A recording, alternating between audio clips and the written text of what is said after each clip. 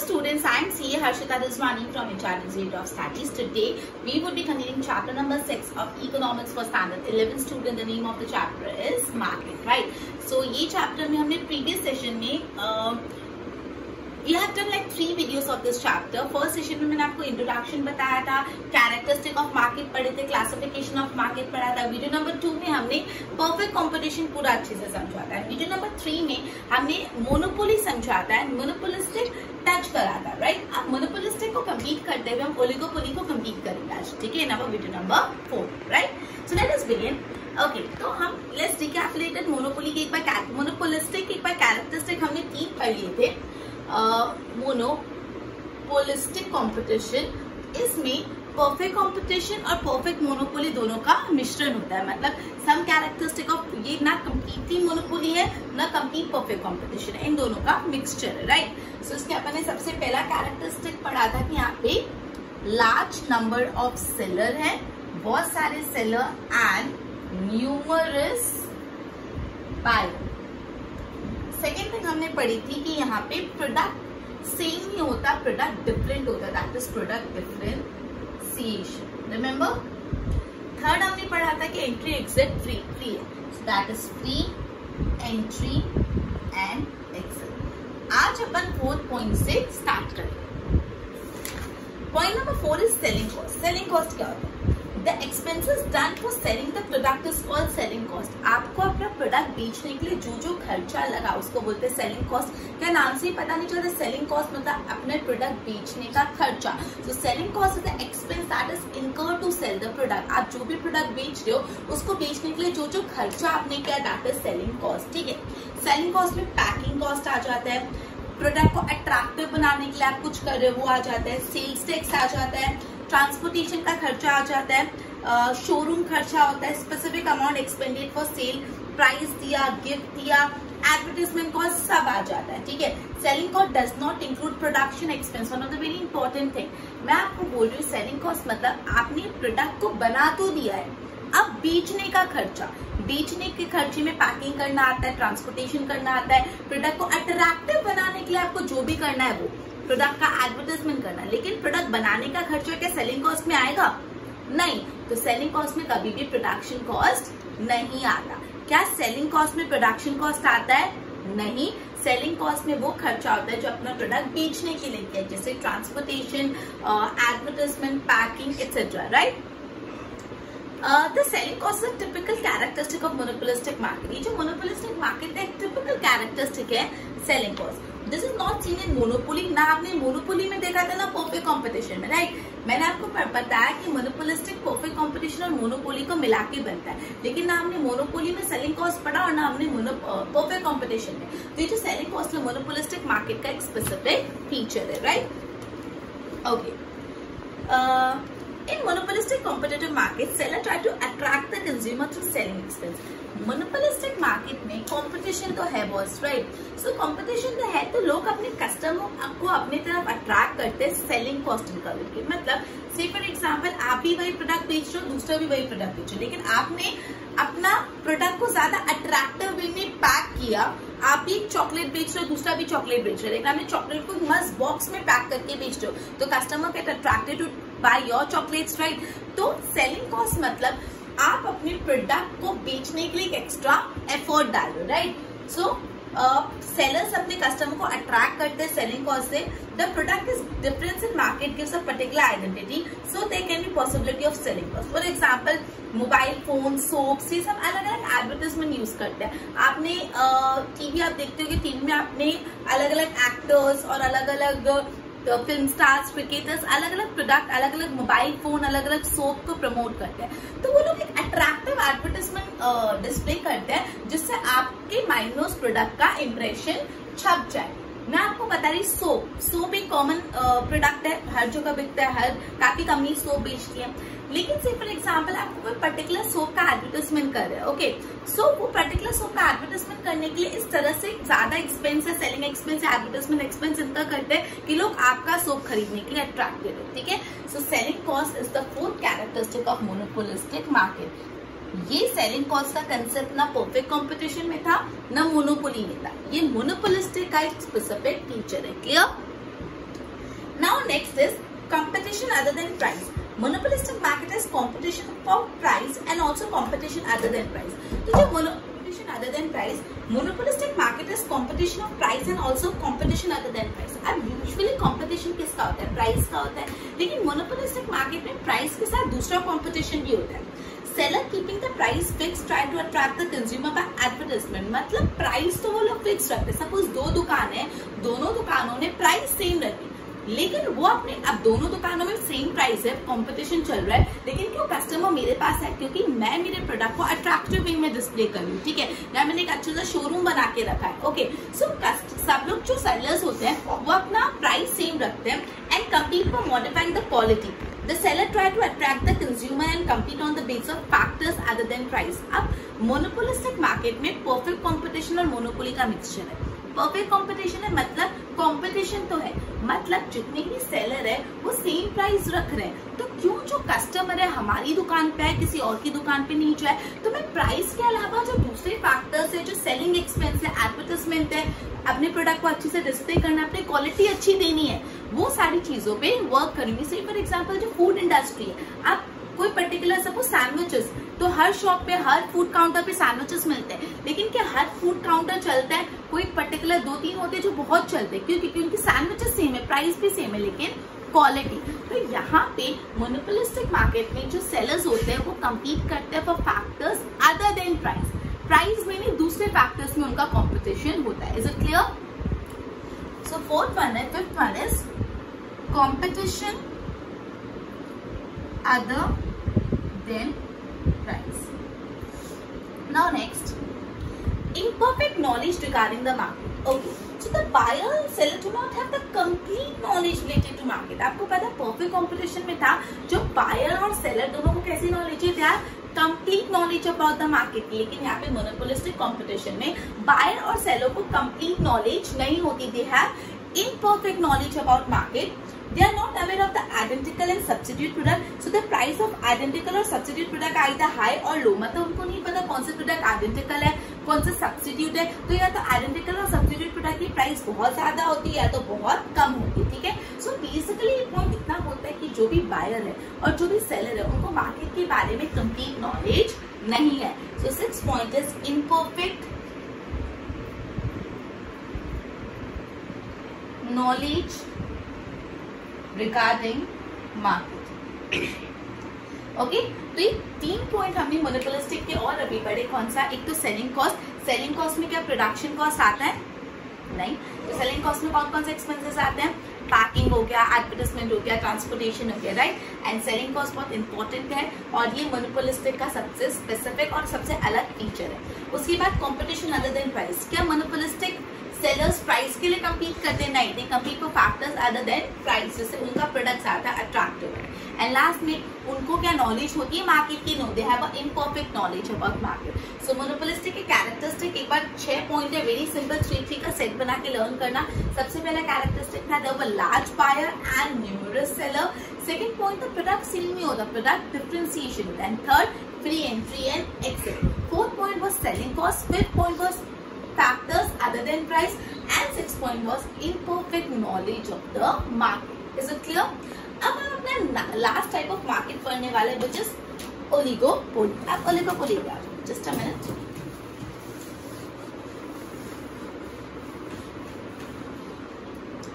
Okay, oligopoly has originated. अभी आपको नाम ही वर्ड लग रहा होगा oligopoly. तो ये वर्ड कहाँ से आया? ये ग्रीक वर्ड से आया जो है ओलिगोस. ओलिगोस मतलब few एंड पोलिन मतलब सेलर. सो ये जो वर्ड है ओलिगोपोली, ये ग्रीक वर्ड से आया है. किससे? ग्रीक वर्ड से ओलिगोस. ओलिगोस मतलब फ्यू, फ्यू मतलब कम, एंड पोलिस मतलब सेलर. मतलब ओलिगोपोली में सेलर्स कैसे होते हैं? फ्यू. ओलिगोपोली में सेलर्स कैसे होते हैं? Few, right. So oligopoly means a market where there are few sellers or few producers. Okay, तो हम डेफिनेशन पढ़ लेते हैं. प्रोफेसर स्टिगलर ने ओलिगोपोली को क्या बोला है, प्रोफेसर बर्मन ने ओलिगोपोली को क्या बोला. So oligopoly is a market in which the firm decides its policy according to the behavior of competition. So oligopoly एक ऐसा मार्केट है जहाँ पे जो फर्म है, फर्म मतलब जो सेलर है, वो अपनी पॉलिसी कि वो कितने में बेचेगा, कैसे बेचेगा, XYZ सारी पॉलिसी डिसाइड करता है on the basis of behaviour of competitors की कॉम्पिटिटर्स जो है वो क्या कर रहे हैं, पहले वो क्या करते हैं, फिर मैं मेरी पॉलिसी डिसाइड करूंगा। सो ओलिगोपोली एक ऐसी मार्केट होती है जहाँ पे जो फर्म है वो अपनी पॉलिसी कैसे डिसाइड करती है, डिसाइड करती है on the basis of behaviour of competitors. एक और डेफिनेशन है, oligopoly is a market in which even a small number of seller out of the total less seller and effect enough to effect the price of the product. मतलब यहाँ पे भले sellers कम है लेकिन ये सेलर्स में इतनी कैपेबिलिटी है कि पूरे की पूरे मार्केट प्राइस को इन्फ्लुएंस कर सकते हैं। क्लियर? सो ओलिगोपोली एक ग्रीक वर्ड है, ओलिगो मतलब few and police mean seller. Oligopoly एक ऐसा मार्केट है जहाँ पे सेलर्स कम है। सेलर जो है, जो इंडिविजुअल फर्म है, वो अपनी कॉम्पिटिशन, अपनी पॉलिसी डिसाइड करता है on the basis of behaviour of competitor. Are you getting it? Right? चलो अब अपन आ जाते हैं कैरेक्टरिस्टिक ऑफ ओलिगोपोली में। There are four characteristics of oligopoly.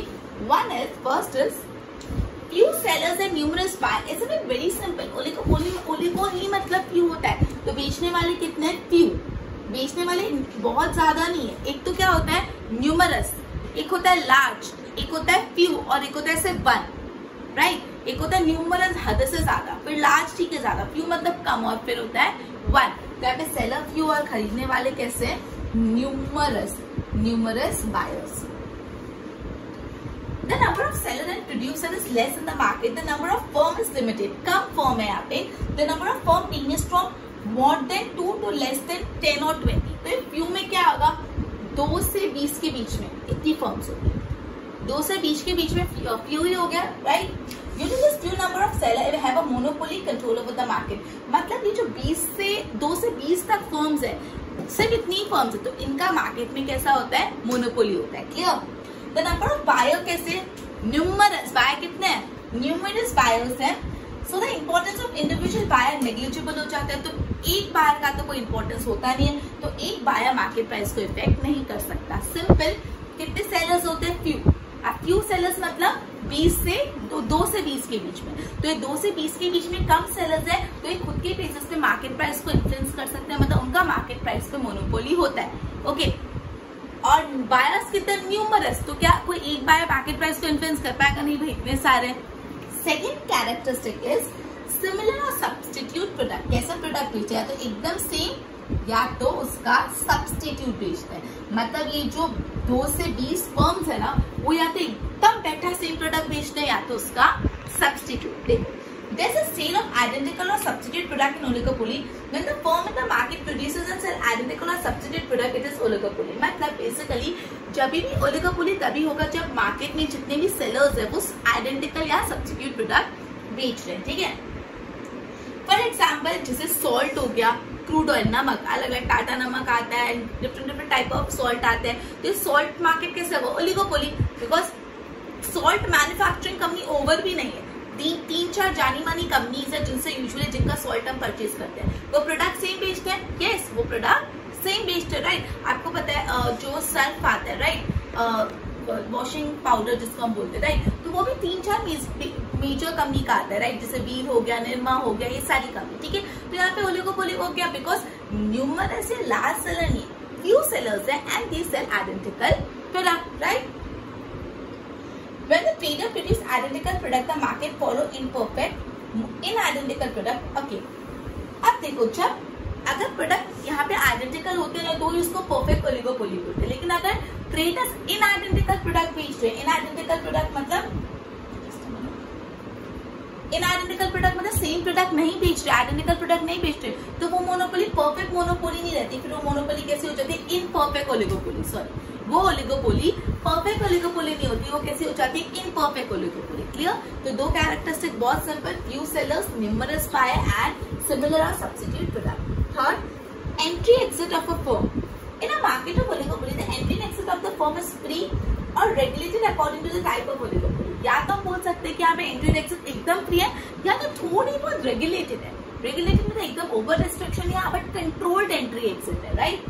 If there is free oligopoly oligopoly in the market and there is free entry and exit, while the oligopoly is restricted to entry or exit regulated होगी। मतलब अगर oligopoly ऐसी है एकदम free oligopoly है तो entry और exit भी फ्री होगा, और अगर ओलिगोपोली थोड़ी रिस्ट्रिक्टेड है तो एंट्री और एग्जिट रेगुलेटेड होगा। वापस समझो, एंट्री एग्जिट का क्या मामला है यहाँ पे, एंट्री एंड एग्जिट। तो देखो यहाँ पे या तो एंट्री एग्जिट एकदम फ्री होगी या तो थोड़ी रेगुलेटेड होगी। अगर आपकी ओलिगोपोली फ्री है तो एंट्री एग्जिट भी फ्री, और अगर आपकी ओलिगोपोली रिस्ट्रिक्टेड है तो एंट्री एग्जिट कैसी होगी, regulated. Clear? Now fourth characteristic that we have already studied is selling cost. Selling cost क्या होता है, आपके प्रोडक्ट को बेचने का खर्चा। ठीक है, अब इसमें वही चीज लिखा है पूरा का पूरा वो पॉइंट जो सेलिंग कॉस्ट पूरा का पूरा वो लिखा है। ठीक है, सेम जो अपन ने पढ़ा सेलिंग कॉस्ट क्या होता है। लास्ट पहला देखते हैं, There's extreme competition in the oligopoly. Oligopoly में बहुत कंपटीशन होता है भाई, 20 लोग हैं तो वो तो अपना प्रोडक्ट बेचने की कोशिश करेंगे। तो यहाँ पे सेलिंग कॉस्ट बहुत इंपॉर्टेंट रोल प्ले करता है कि सेलर अपने, अब सपोज फॉर एग्जांपल मैं आपको बता रही हूँ, जैसे वॉशिंग पाउडर्स होता है, व्हील है अलग अलग, टाइड है, निरमा है, अलग अलग कंपनीज है। अब इतनी सपोज 4 कंपनीज है, ये 4 कंपनी में लोग सिर्फ व्हील का ही क्यों खरीदे, तो वो लोग अलग अलग एडवर्टाइजमेंट करते हैं। आपने देखा होगा पहले ब्लैक होता है, फिर होते हैं व्हाइट हो जाता है, अलग अलग एक्ट्रेस आते हैं, अलग अलग जिंगल्स होते हैं, राइट। सो ये क्यों होता है, जिससे आपका ध्यान केंद्रित तो अट्रैक्ट होना चाहिए, कोई प्रोडक्ट है। ठीक है, सो मार्केट में बहुत कॉम्पिटिशन है ओलिगोपोली में, सो वो अपने प्रोडक्ट को बेचने के लिए सेलिंग कॉस्ट पे ज्यादा ध्यान देते हैं। ठीक है, okay. So there can be possibility of selling cost, for example, advertisement, etc. Okay. So this was all about characteristic of oligopoly. One more time, let us revise. काफी easy था oligopoly. Oligopoly दो Greek word से derive है। Oligo मतलब few and police मतलब seller, मतलब this is a form of market where the sellers are few, right? मतलब ये ऐसा मार्केट है जहाँ पे फर्म अपनी पॉलिसी डिसाइड करता है based on the behaviour of competitor. से फॉर एग्जाम्पल कोई वॉशिंग पाउडर है, उसने अपनी प्राइस ड्रास्टिकली 10 से 12 रुपए गिरा दी, या ठीक है, अब उनका प्राइस सस्ता हो गया, तो अब जो दूसरा वॉशिंग पाउडर है कंपनी है वो डिसाइड करेगी कि उसको अपनी पॉलिसी कैसे डिसाइड करनी है। ठीक है, सो यहाँ पे ऐसी मार्केट है जहाँ पे पॉलिसी डिसाइड होती है on the basis of behaviour of the competitor. ठीक है, कैरेक्टरिस्टिक में सबसे पहले मैंने फ्यू सेलर न्यूमरस बायर पढ़ा, फिर they sell in sellers numerous buyer, they sell similar identical product, entry and exit depends, free भी हो सकती है, रेगुलेटेड भी हो सकती है, depends upon the kind of oligopoly that you are following, and last one selling cost, तो बहुत ही इंपॉर्टेंट है, राइट। ओके, सो हमने ओलिगोपोली भी देखा, आगे देखते हैं। आगे अपना पॉइंट है interdependence. Okay, oops I am sorry, 5th point भी यहाँ पे, 6th पॉइंट भी, I am really sorry, 4 points नहीं है कैरेक्टरिस्टिक में, 2 और पॉइंट्स है, 2 और characteristic of oligopoly, right. 5th characteristic interdependence. The seller and producer are very few in number in the market. हमने ये पढ़ा कि यहाँ पे जो sellers है वो कैसे हैं, कम, fewer. So जितने भी sellers और producer उनको एक दूसरे के बारे में information बहुत easily मिल जाती है। अगर 4 लोग हैं तो 4 लोगों को पता ही होगा ना कौन क्या कर रहा है, सो उनको एक दूसरे के बारे में इंफॉर्मेशन बहुत इजीली मिल जाती है। तो the seller and producer special focus on the quality type of the product to attract the customer. तो वो हमेशा ये ध्यान रखते हैं कि उनके प्रोडक्ट की क्वालिटी बहुत अच्छी होनी चाहिए और वो इस तरह से अपने प्रोडक्ट को डिस्प्ले करे कि कस्टमर अट्रैक्ट हो जाए। ओलिगोपोली में क्वालिटी पे बहुत ध्यान दिया जाता है बिकॉज बहुत कम सेलर्स होते हैं और हर सेलर को एक दूसरे के बारे में पता होता है। So every seller try to focus to improve their quality. Example, television set, car आप देखते हो हर टाइम कोई नई फीचर वाली कार आती है, टेलीविजन, स्मार्ट टीवी हो गया, फिर अलग कुछ आता है, हर टाइम कुछ अलग आता है, right. So the firm decide the price, quality और type of the product based on the behavior of competition। मैंने आपको पहले ही बताया कि जो भी फर्म होती है ओलिगोपोली में वो अपनी सेलिंग स्ट्रैटेजी, अपनी सेलिंग पॉलिसी डिसाइड करती है on the behaviour of their competitors. उनके कॉम्पिटिटर क्या कर रहे हैं वो स्टडी करके वो अपनी पॉलिसी डिसाइड करती है। मतलब यहाँ पे जितने भी फ्यू सेलर्स है एक दूसरे पे कैसे होते हैं, डिपेंडेंट। तो यहाँ पे 3rd पॉइंट है डिपेंडेंस। मतलब ओलिगोपोली में जो सेलर्स होते हैं वो एक दूसरे पे इंटरडिपेंडेंट होते हैं। क्लियर? मैंने आपको बहुत क्लियरली एक्सप्लेन किया इंटरडिपेंडेंस वो लोग क्यों होता है उन लोगों का, बिकॉज बहुत कम सेलर्स है और सबको एक दूसरे के बारे में इंफॉर्मेशन है। So they try to make their product attractive and वो अपनी स्ट्रैटेजी डिसाइड करते हैं based on behaviour of competitor. Now 6th characteristic is price stickiness, that is kinked demand curve. ये देखते हैं, the number of firm is less and there are interdependent of each other. Firm कम है और वो एक दूसरे पे इंटरडिपेंडेंट है। If any one firm decreases the price of product, then accordingly the law of demand due to comparatively cheaper price of product, there's more demand of product in the market of that particular firm as compared to other. मतलब मैं बोल रही हूँ, अगर सी for example मैं आपको ये X washing powder वाला, ये Y वॉशिंग पाउडर वाला, ये Z, ये सब पहले 100 रुपए में अपना वॉशिंग पाउडर बेचते थे. अब X ने अपने वॉशिंग पाउडर को 60 रुपए कर दिया, तो ऑब्वियसली कौन से वॉशिंग पाउडर की डिमांड ज्यादा होगी? X की, according to law of demand.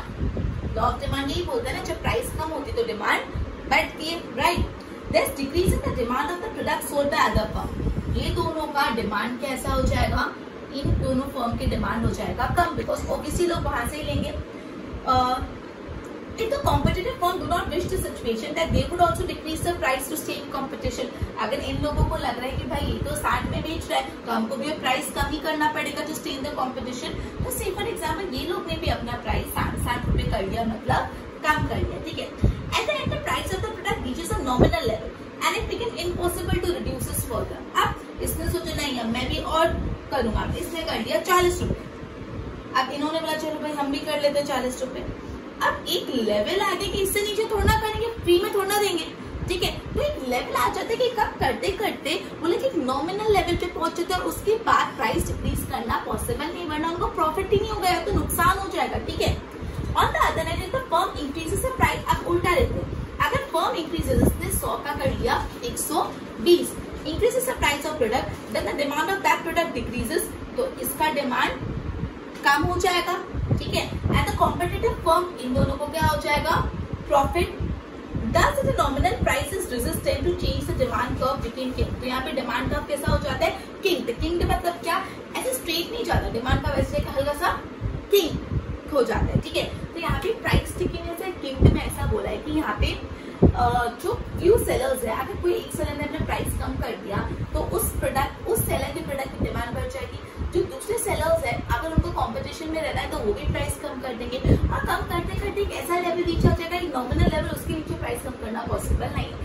And similarly अगर एक कंपनी ने प्राइस बढ़ा दी तो उस कंपनी के प्रोडक्ट की डिमांड कम हो जाएगी और दूसरी कंपनी की प्रोडक्ट की डिमांड बढ़ जाएगी, तो वहां पे हल्का सा किंग आ जाएगा, झुकाव हो जाएगा, बेंट आ जाएगा. तो बोला डिमांड का विधर का कैसा होता है? Kinked, right. सो ओलिगोपोली के कैरेक्टरिस्टिक टोटल 6 नहीं, टोटल 4 नहीं, टोटल 6 है. सबसे पहला है वहां पे few seller and numerous buyer.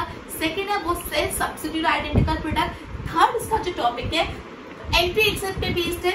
Fourth topic selling cost, और फिफ्थ अभी हमने पढ़ा फिफ्थ वन वाज हर फर्म एक दूसरे पे इंटरडिपेंडेंट है और उसका डिमांड का कैसा होता है? किंग होता है. कैसा होता है? किंग दिया तो प्राइस स्टिकीनेस भी इसको बोलते हैं, ओके. सो ये चैप्टर में बेसिकली हम लोगों ने क्या क्या पढ़ा? हमने चैप्टर की 4 वीडियो गो थ्रू की. वीडियो नंबर 1 में हमने मार्केट क्या होता है, मार्केट की कैरेक्टरिस्टिक क्या होता है, मार्केट का क्लासिफिकेशन क्या होता है, बेस्ड ऑन लोकेशन हमने पढ़ा था, जिसमें अपने local market, regional market, national market, international market पढ़ा था.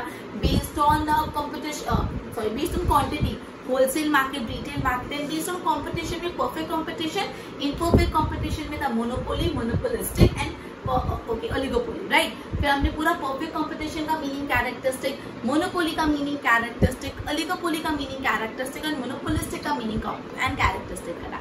And with this we have completed this chapter. We will be starting the new chapter in our next session. Till then, goodbye.